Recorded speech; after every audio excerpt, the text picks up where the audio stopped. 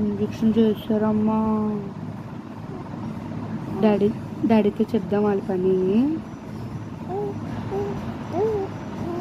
చెప్దామా డాడీతో? డాడీ కూతురువా నువ్వు? Daddy కూతురువా? Daddy కూతురువా అమ్మ నువ్వు? ఇలాగా మోక్షిత, ఇలాగా ఇంజక్షన్ చేస్తారమ్మా. మామయ్యతో చెప్దామా? మామయ్యతో చెప్దామా? చెప్దామా? డాడీతో చెప్దామా?